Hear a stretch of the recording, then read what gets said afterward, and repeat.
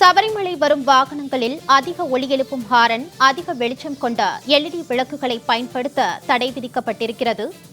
சபரிமலைக்கு வரும் வாகனங்களுக்கு விதிக்கப்பட்ட தடையை தீவிரமாக நடைமுறைப்படுத்த கேரள உயர்நீதிமன்றம் ஆணை பிறப்பித்திருக்கிறது. அண்மை தகவலாக பார்த்து வருகிறோம். கூடுதல் விவரங்களோடு சிறப்பு செய்தியாளர் யோகேஸ்வரன் இணைகிறார். வணக்கம் யோகேஸ்வரன், கூடுதல் விவரங்களை வழங்கலாம்.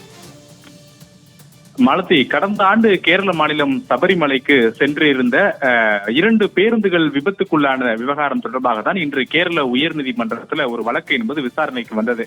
முக்கியமாக சமீபத்த மாதங்களுக்கு முன்னதாக கேரள மாநிலம் சபரிமலைக்கு பக்தர்கள் அதிக அளவுல ஒன்று கூடிய போது பலர் மூச்சு திணறி பாதிப்படைந்த விவகாரங்கள் தொடர்பாக சபரிமலைக்கு வரக்கூடிய யாத்ரீகர்களுடைய பாதுகாப்பை உறுதி செய்ய கோரி தாக்கல் செய்யப்பட்ட மனுக்கள் மீதான விசாரணை என்பதுதான் ஒவ்வொரு கட்டங்களாக கேரள மாநில உயர்நீதிமன்றத்துல நடைபெற்று வருகிறது.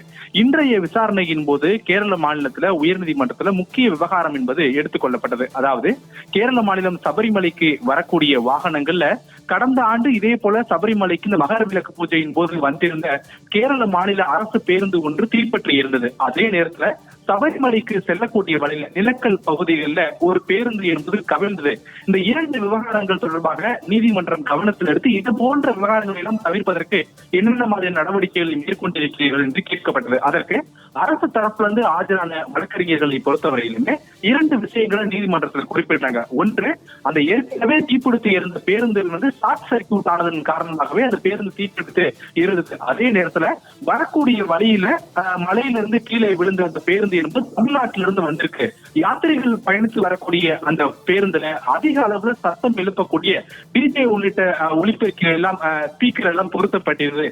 இதெல்லாம் அந்த ஓட்டுநருக்கு கவன சிதறல்களை ஏற்படுத்தி இருக்கலாம் என்று நீதிமன்றத்துல தெரிவிக்கப்பட்டது. எனவே இது ஒரு முக்கியமான விவகாரங்கள். லட்சக்கணக்கான யாத்திரிகர்கள் சபரிமலைக்கு வரக்கூடிய நிலையில வரக்கூடிய வாகனங்கள்ல ஏற்கனவே நாம் தடை உத்தரவுகளை எல்லாம் பிறப்பித்திருக்கிறோம். அதிக திறன் கொண்ட சத்தம் எழுப்பக்கூடிய ஹாரன்களை பயன்படுத்தக்கூடாது. அதிக வெளிச்சம் கொண்ட எல்இடி பல்புகளை முகப்பு விளக்குகளாக கொண்ட வாகனங்கள் உள்ளே வருவதற்கு தடை விதிக்கப்பட வேண்டும். அதே போல வாகனங்கள்ல காட்டு பகுதிகளில் செல்லக்கூடிய நேரத்துல டிஜே உள்ளிட்ட அதிக சத்தம் எழுப்பக்கூடிய அந்த ஒலிபெருக்கிகளை பயன்படுத்தக்கூடாது. இப்படியான தடை உத்தரவு எல்லாம் இருக்கக்கூடிய நிலையில இதனை உடனடியாக கடுமையாக தீவிரப்படுத்துங்கள் என்று நீதிபதி ஒரு இடைக்கால உத்தரவு என்பதை பிறப்பித்தார். முக்கியமாக தமிழ்நாடு மட்டுமின்றி பிற மாநிலங்களில் இருந்து சபரிமலைக்கு இந்த மகர மண்டல விளக்கு பூஜை மற்றும் ஜோதி தரிசனத்திற்காக வரக்கூடிய பக்தர்கள் வரக்கூடிய பேருந்துகள்ல எல்இடி விளக்குகள் பொருத்தப்பட்டிருக்க கூடாது. அதிக சத்தம் எழுப்பக்கூடிய ஹாரன்கள் பொருத்தப்பட்டிருக்க கூடாது. அதே நேரத்தில் டிஜே உள்ளிட்டவை பொருத்தப்பட்டிருக்க கூடாது. ஒருவேளை அப்படி இருந்தாலும் கூட அதனை சபரிமலை வரக்கூடிய வழிகளில் பயன்படுத்தக்கூடாது. இதனை எல்லாம் கடுமையாக கடைபிடிக்கப்பட வேண்டும் என்ற ஒரு உத்தரவை தான் இன்றைய தினம் கேரள அரசுக்கு கேரள உயர்நீதிமன்றம் என்பது இந்த உத்தரவாக பிறப்பித்திருக்கிறார்கள். அதே நேரத்தில் இந்த உத்தரவு குறித்து அனைத்து யாத்திரிகர்களுக்கும் தெரியப்படுத்த வேண்டியதும் ஒரு அரசினுடைய கடமை.